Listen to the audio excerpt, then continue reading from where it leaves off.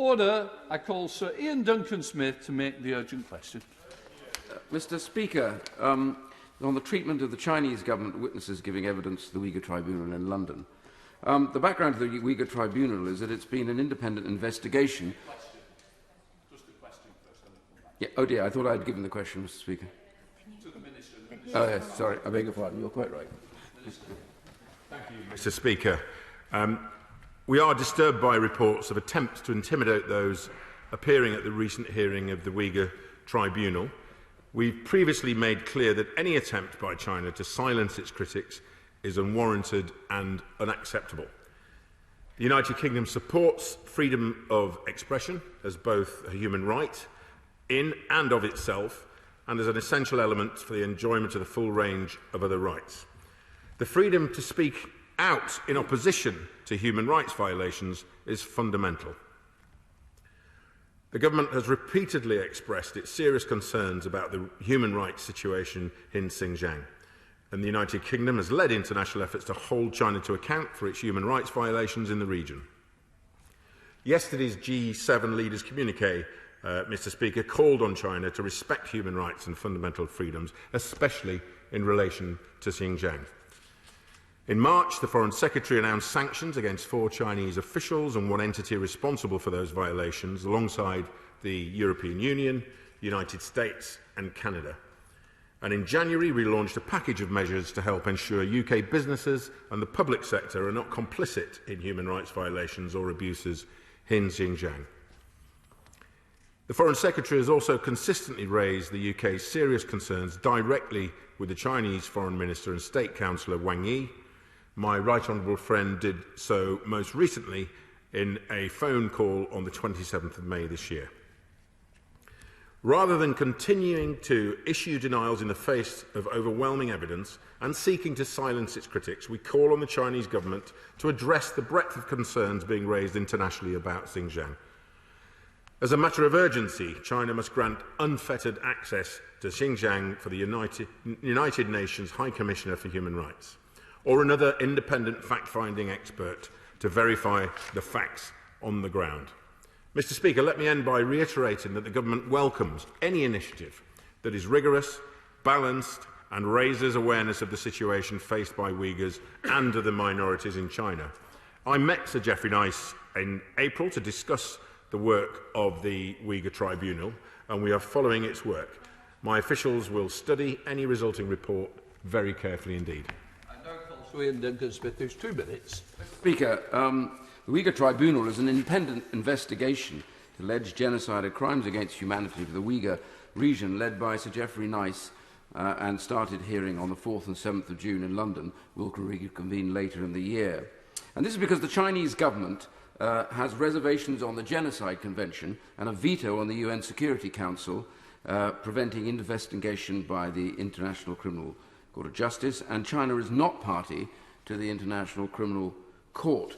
So, on Wednesday, on the 9th of June, the government of the Xinjiang Uyghur Autonomous Region held a press conference featuring relatives, and it's a disgrace this, of Uyghur exiles abroad, coerced to give statements claiming to falsify the testimony of those who had given evidence to the Uyghur Tribunal. We know already that the Chinese government monitors, intimidates and harasses Uyghurs living abroad, including UK citizens, and we've seen members of this House as well attempting to be intimidated. An Amnesty International report collated evidence from over 400 Uyghurs in 22 countries, including the UK, living in daily fear of Chinese authorities, and these harassments included aggressive messages and threats. So the question really to start is the government going to give evidence to this particular tribunal, and if not, perhaps you could explain why not. Sir Rodney Dixon QC has alleged quite clearly that Uyghurs are deported from 3rd countries into China, where they go on to face genocidal atrocities. What assessments has the government made of the credibility of the harrowing evidence provided by the Uyghur Tribunal and act on its findings? And does the government support the involvement of firms complicit in the surveillance and monitoring of Uyghurs in Xinjiang in the UK economy, including surveillance from firms like HK Vision and telecommunications firms Huawei?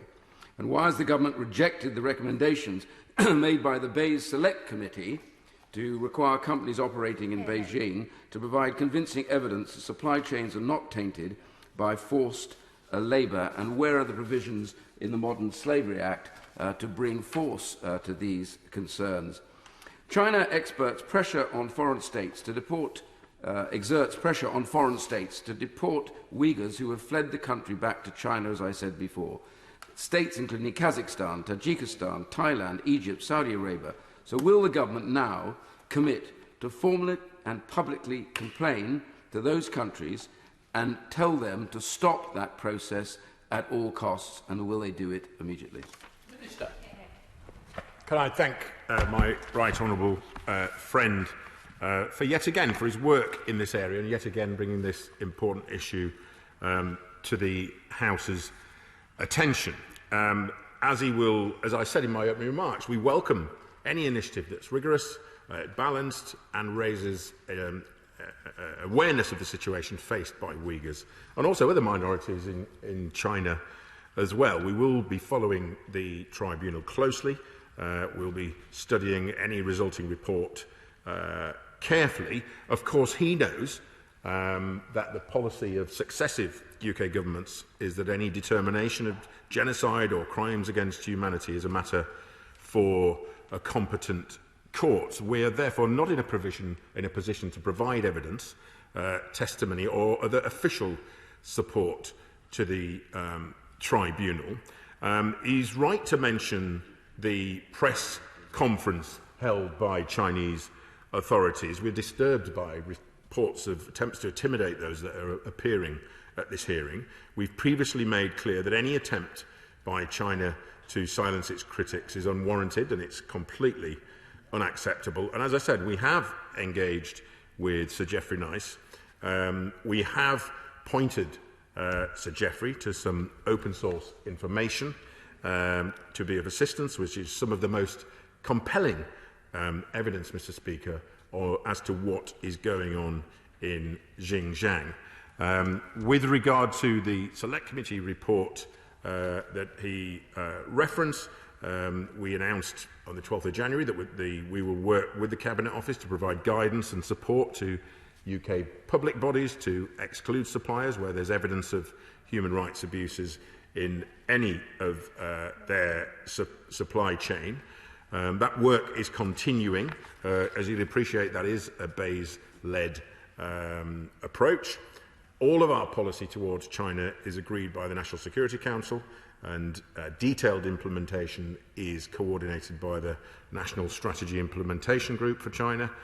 These are senior officials across Whitehall, and these governance structures are kept under review to ensure that effective coordination at all levels is always upheld. And now come to Shadow Minister Stephen Kinnock, who's also 2 minutes. Mr. Speaker, I have lost count of the number of times I have stood at this dispatch box and urged the government to take stronger and more robust action against the atrocities of the Chinese state as it relentlessly persecutes the Uyghur people. And I have also lost count of the number of times that the government's response has been woefully inadequate. From the blocking of the Genocide Amendment, to the failure to sanction Chen Quango, to last week's rejection of many of the recommendations in the Bayes Select Committee's report on forced labour, the reality is that the government's response to the genocide that is taking place in Xinjiang has fallen miserably short of befitting any credible definition of global Britain, so far amounting only to sanctions on a few lower-level Chinese officials. 5 days ago in Xinjiang, we had the chilling spectacle of relatives and friends of witnesses who have so bravely testified to the Uyghur Tribunal, paraded in front of Chinese TV cameras, clearly under duress, made to discredit the evidence that their family members have presented. Having attended the tribunal myself, I can tell the House that the evidence is truly harrowing. I therefore ask the Minister, what assessment has the government made of the credibility of the evidence that's been presented to the tribunal? Will the government be testifying at the tribunal? And will the Minister himself be attending the tribunal? When will we see the changes to the Modern Slavery Act that were promised by the Foreign Secretary in his statement to the House on the 12th of January? How is, in the Foreign Secretary's word, the urgent export control review progressing, which also began on the 12th of January? Does the government support the opening of an ICC investigation into the international crimes of the Chinese officials who are orchestrating these abuses? Why isn't the government doing more in the UN to get independent human rights observers into Xinjiang? What steps is the government taking to protect Uyghurs living in the UK from harassment and intimidation by the Chinese authorities? Mr. Speaker, the witnesses who have testified at the tribunal have shown huge courage and leadership. Let us hope that the government will at some point start to follow in their footsteps.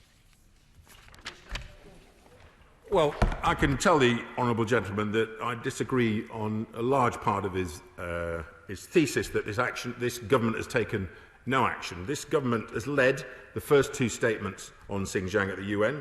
We've used our diplomatic network to raise the issue up the international agenda. We'll continue to work with our partners across the world to build an international caucus of those willing to speak out against these human rights violations. And we've seen that caucus raised from 23 countries, Mr. Speaker, to 39.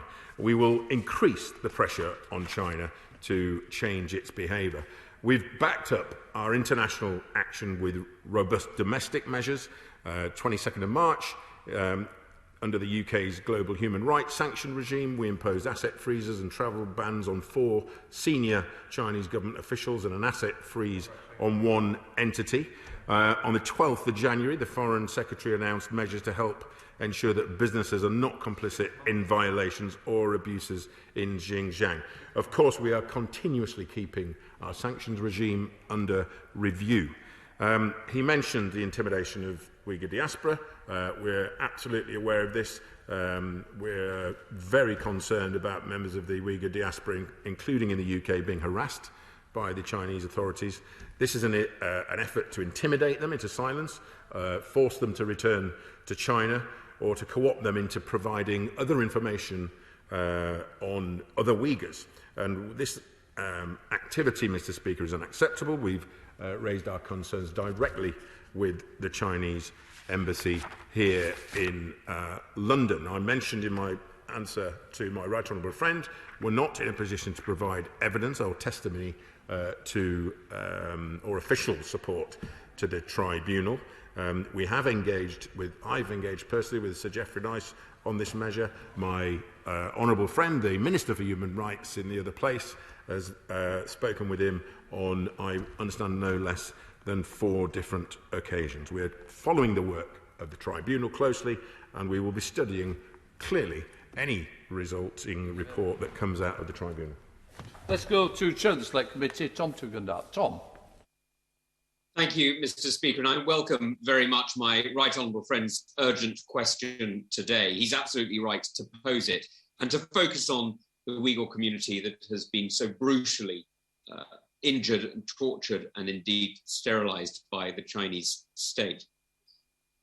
Can I ask my friend, the Minister, however, what has he done to work with partners around the world, from China to Canada, the United States, and indeed New Zealand, to stand together against the united front that is not just torturing and seeking to exploit the weakness of the Uyghur peoples as they seek refuge and peace, but is actually seeking to undermine the freedoms of the British people and indeed other people around the world by trying to shape our universities, silence our free speech and intimidate our citizens?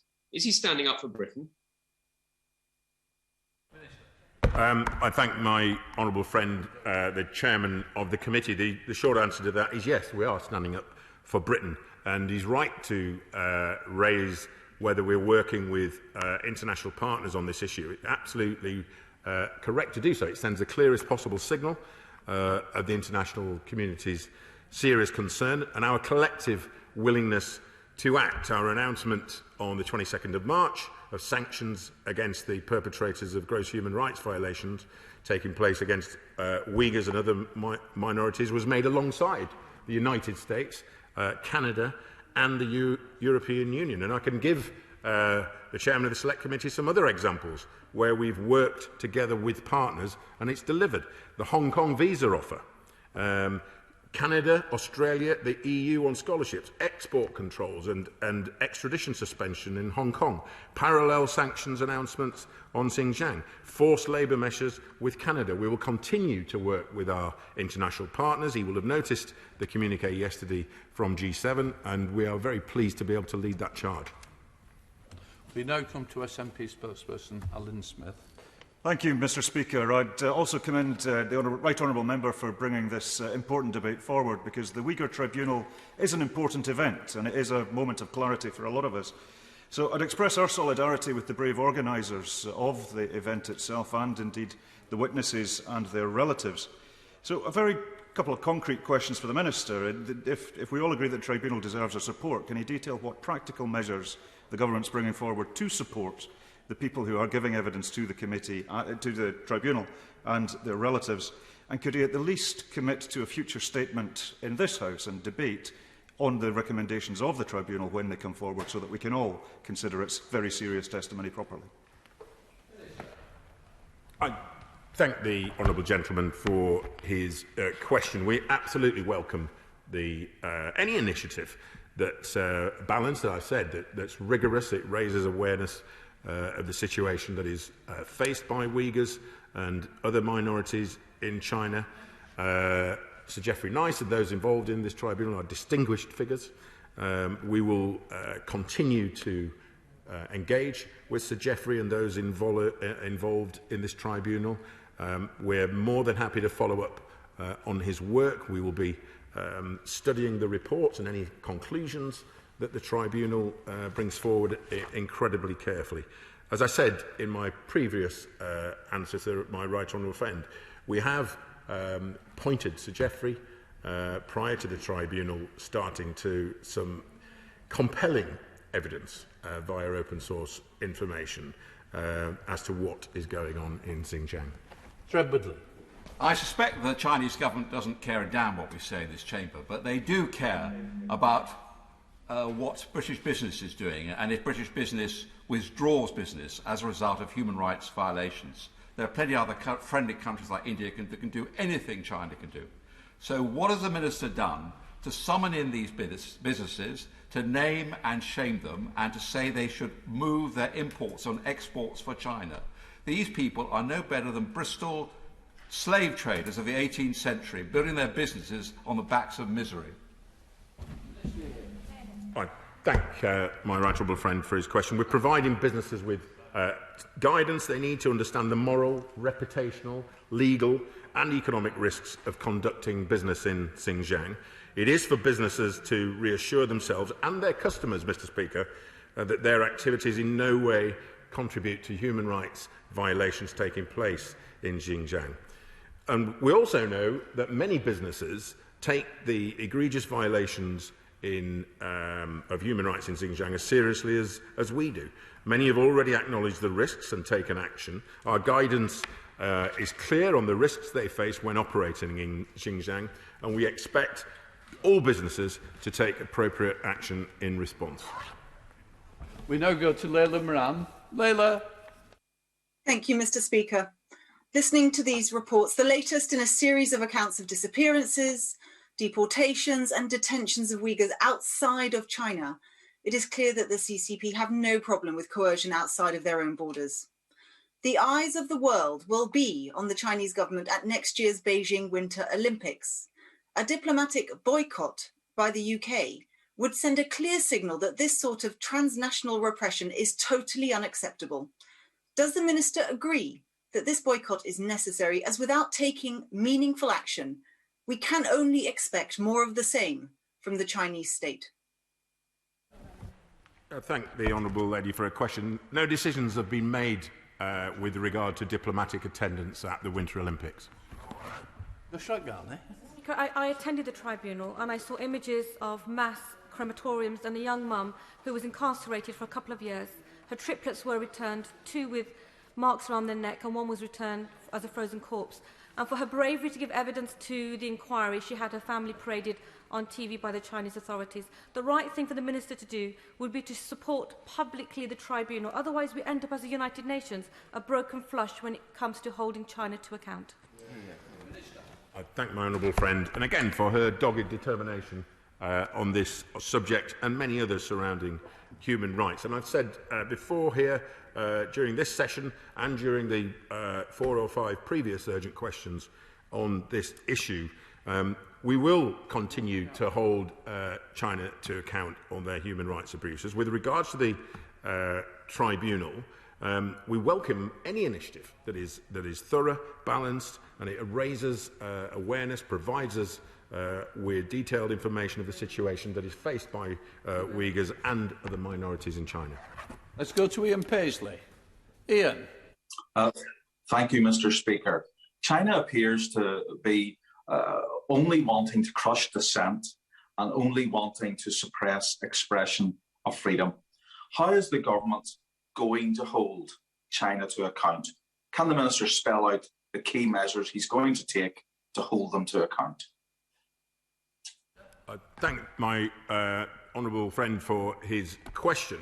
It's clear, and it's as clear as the nose on your face, that China is an authoritarian state. It has different values to our own, and we are holding them to account. As I said in previous answer, we led the first two statements on Xinjiang at the UN. We've led on this. We've ensured that in the communique yesterday there was reference to what's going on specifically in Xinjiang. We'll continue to work with our partners across the world. We've built the international caucus of countries prepared to call China out on what's going on in Xinjiang. We'll continue to do that work. We will take all evidence that is presented before us, such as what will come out following the conclusions of this tribunal. But my honourable friend can rest assured we will continue to lead international efforts to hold international account for its human rights violations. Thank you, Mr. Speaker. Does the Minister agree with me that the G7 communique and our previous sanctions announcement represents a great example of the UK working with international allies to combat the Chinese rights abuses in Xinjiang and Hong Kong? And whilst an important step forward, it doesn't go far enough. So can the Minister advise what further practical actions can be done to actually bring these atrocities to an end?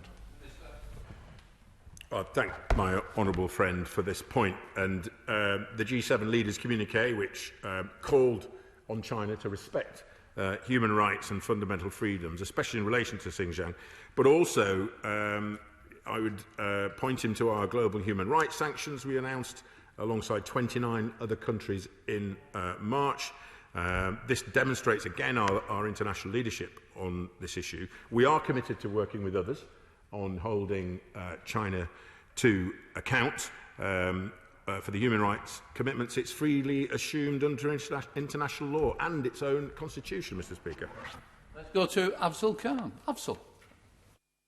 Thank you, Mr. Speaker. At the UN, China was urged to allow unfettered access to Xinjiang, where the recent Uyghur Tribunal reaffirmed that Chinese authorities are committing grave human rights violations. The tribunal saw victims boldly give testimony of the horrors taking place, which includes 3 crimes against humanity: detention, prosecution, and torture. As international courts cannot deal with the Chinese government over allegations of genocide, and the fact that China holds a veto on the UN Security Council, will the government commit cooperating with examining and acting on the findings of the Uyghur Tribunal? I struggle to hear all of that question, Mr. Speaker, but I can pick up on a key point which he referred to, the inability for the UN Human Rights Commissioner to access the region. I mean, if China really wants to dispute the compelling evidence of systematic violations in Xinjiang, all it has to do is allow urgent and unfettered access, as the Honourable Gentleman says, to the UN High Commissioner for Human Rights, or another independent, credible body, and that will allow them to investigate and verify the truth. Thank you, Mr. Speaker. Human rights violations should always be condemned wherever they take place. Mr. Speaker, although such violations in Xinjiang are not as visible in the public eye, the world knows they are happening. We know they are happening, but they are not as prevalent in the public eye and therefore not as effective in terms of making action take place. So what steps is the Minister taking to rally further international support for action on Xinjiang? Well, my honourable friend makes a very good point. in highlighting this. And we will continue to work with our international partners, build that international caucus of those who are prepared to speak out. And there are plenty of countries, sadly, that aren't prepared to speak out on this issue. But we will continue to build that caucus and increase the pressure on China to change its behaviour. I mean, we've gone from a situation where China was denying what was going on and denying the very existence of these camps, to a situation where they're now at least having to acknowledge the existence of the treatment. Now, we've led joint statements at UN human rights bodies, and most recently, Mr. Speaker, we were joined by 38 countries at the UN General Assembly Third Committee in October. We will continue to work alongside our international partners to keep the pressure on China. Let's go to Alex Sobel. Alex. Thank you, Mr. Speaker. At the tribunal, we heard the evidence of Tursunay Zidan about how beatings and internal torture in the camps had left her sterile, evidence that we in the Jewish community are all too familiar with from events 80 years ago. In China, a woman she did not know was presented as a good friend and claimed infertility was why Tursunay's husband left her. He actually died in a car crash. First of all, how is the Minister going to ensure protection to those giving evidence, many of whom have sought political asylum in our country? And what is he going to do to ensure that fake testimony and false news is not going to be spread in the UK or internationally in response to the direct witness evidence we've heard? I thank the honourable gentleman for his point. We are disturbed by the reports of attempts to intimidate those that have been appearing at the recent hearing. Any attempt by China to silence its critics is unwarranted. It's completely unacceptable, as we saw in terms of the press conference that was held in China most recently. We are aware of reports of Uyghur diaspora being harassed by the Chinese authorities in an effort to intimidate them into silence. We, again, have called out this behaviour. We've raised our concerns directly with the Chinese embassy in London. Let's go to Bob Blackburn. Bob. Thank you very much, Mr. Speaker.